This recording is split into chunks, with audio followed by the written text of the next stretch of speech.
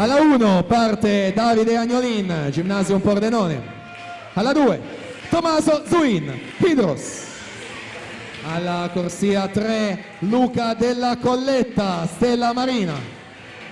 Alla 4 Massimo Chiarioni, Hydros. Corsia 5 Filip Cirovic. Alla 6 Jacopo Bianco, Stella Marina. Alla 7 Diego Jedrejcic, Zeus Lab Montebelluna. In 8 Nicolas Bottoli, Centronuoto Le Bandie.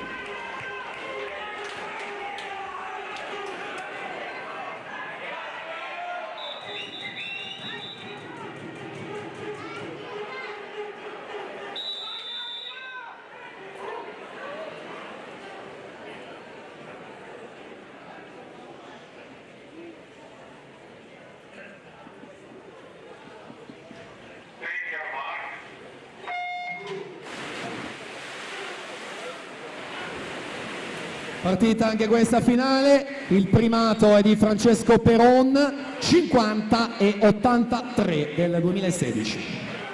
Massimo Chiarioni in corsia 4, campione giovanile in carica di questa specialità, ieri vittoria con record della doppia distanza dei 200, si prende il comando intanto al passaggio con 25.08, Filip Cirovic 25.61, Della Colletta 25.73. Ancora con Massimo Chiarioni, importante il suo vantaggio, è troppo ampio, quindi ormai prenotata la vittoria a caccia di un'altra gran bella prestazione per l'atleta dell'Hydros, che quindi chiude il suo programma di gare con la vittoria dei 100 stile libero in 51 e 52.